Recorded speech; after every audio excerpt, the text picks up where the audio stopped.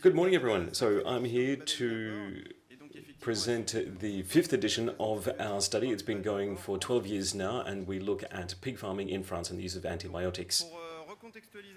To give you a bit of background, let's go back 15 years to see what has been done since then in terms of antibiotics. So Eco-Antibio was a nationwide plan to reduce the use of antibiotics in the animal husbandry industry or animal farming industry. And we reached minus 42% by 2016 in the pig industry, and then you've also got a different plan 2, which came in 2016, and that is for a 50% reduction of colistin. Now, these are the different panels, these studies that were done since then. So the first few were done prior to plan number 2, and then we've had the 3 that were done afterwards. So it's interesting because we have a survey which really covers everything from before, during, and after the initial plan and during the second plan. So it's quite good in terms of a longitudinal study. Here we want to measure the quantities of antibiotics used in a selection of farms that represent all of France's pig production. And we want to look at the way they were used, not just the number of antibiotics being sold, because that's not sufficient data. So we have 4 types of animals that we're looking at. We're looking at sows, we're looking at post-weaners, suckling pigs, and fattening pigs. And then we're also looking at the reason they were being given antibiotics. We use the same methodology, and we've been doing the same way for the past 15 years. So the reason for that is because we wanted a panel of animals that we could compare quite easily. So the first stage is we use BDPOR, a database, to select a number of farms. We randomly selected about 440. Back for the original study, we rang them up and said, do you want to be a part of our study? And they said yes or no. And if they said yes, then we were asked to get in touch with the veterinarians and their food suppliers. And then we also wanted to get a full list of antibiotics. So we got in touch with the antibiotic suppliers as well, so we could have the full list of antibiotics used throughout the period. And then after that, we held a long telephone interview with the farmers saying which animals received antibiotics, why, how much did they receive. We covered the whole range of questions. And then we compared that back to the data given from ANSES, and we're able to calculate a number of indicators for key antibiotic use.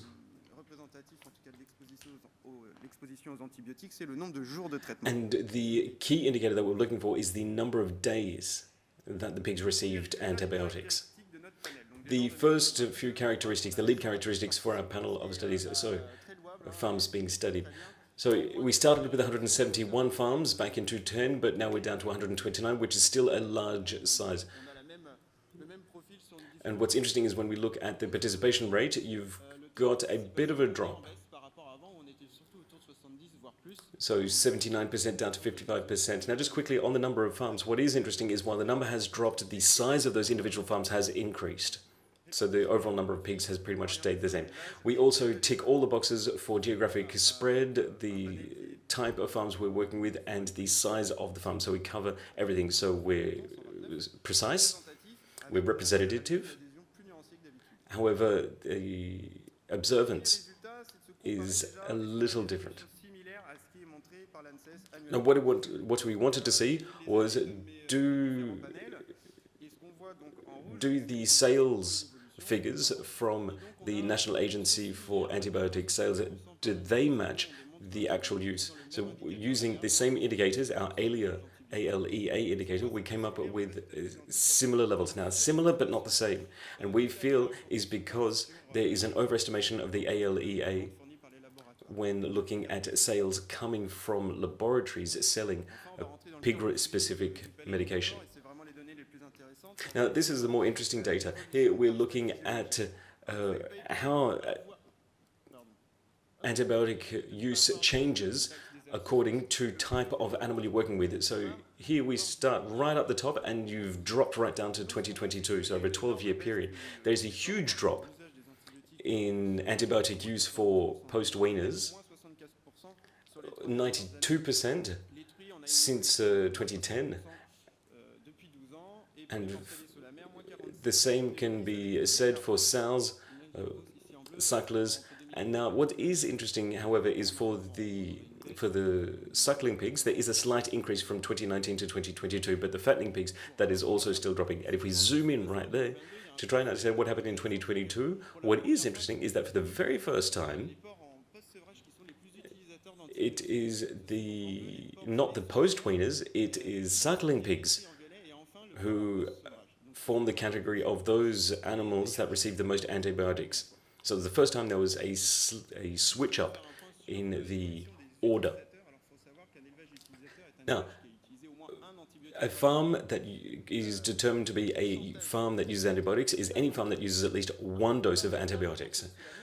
So quite stable here for sows and suckling pigs. However, for post-weaners and fattening pigs, there has been a considerable drop in the number of farms using antibiotics. We're down to 59% of farms actually using that. So that means there are 41% of farms that didn't use any form of antibiotic during the fattening stage. So that's quite interesting there. Now let's look more specifically at a few categories. I'm not going to talk about fattening pigs today. I'd like to talk about the category that used the most antibiotics. So here we're talking about suckling pigs. There was a slight increase since 2019. I mean, we're still down to only 39% of injectables since 2010, or a drop of 39% in injectables. Now here we look at powders, pastes and solutions. It has increased sixfold since 2010. So what is the reason for this uptick since 2019? When we then look at the different types of antibiotics and the way they can be administered, injectables, it's the columns in blue, so colistin, penicillin and macrolides. So the reason for that is because they have a longer lasting effect. Because we don't have an increase in the number of people using or in the number of animals being treated, but we do have an increase in the number of injectables being used. However, for oral powders, what we see is that colistin and tetracycline in 2022, there was a large level of that. So only 7 users actually used oral powders. And that's quite interesting, just to bear in mind. Now we're talking about sows. So this is the second largest user group. Here we have oral powders and oral solutions that has often been the highest level, but a slight uptick since 2019 again, drop since 2013. Injectables and premixes.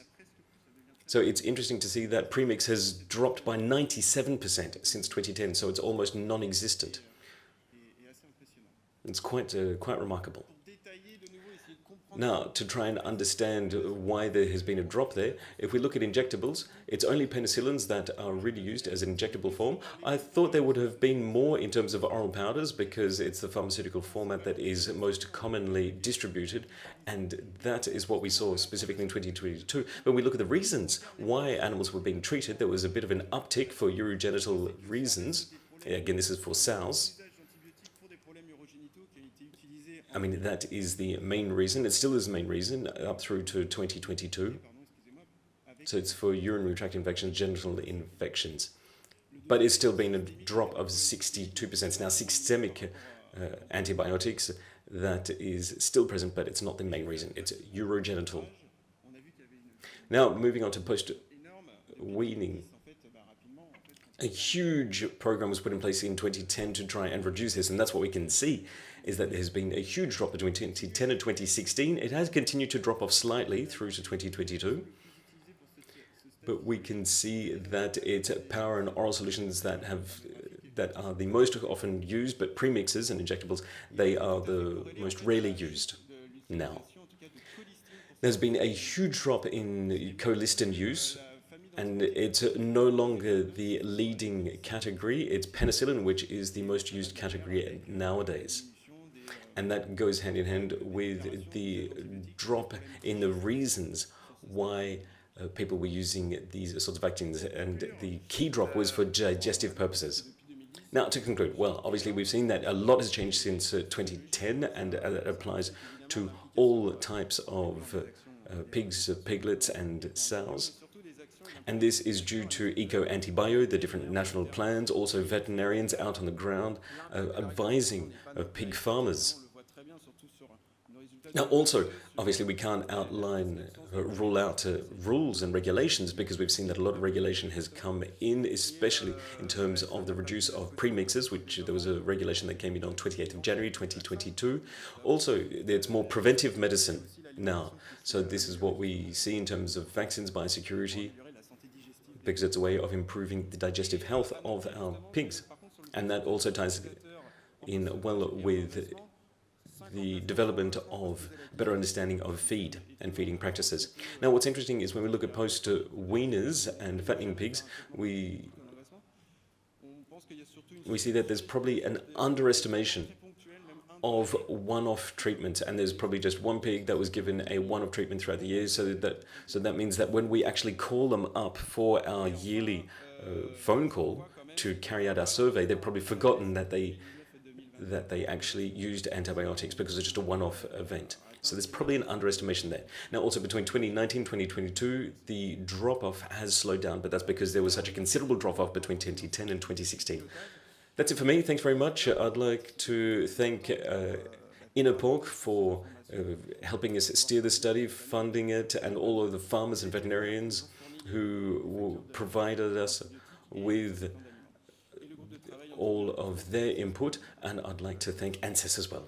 That's it for me. Thanks very much.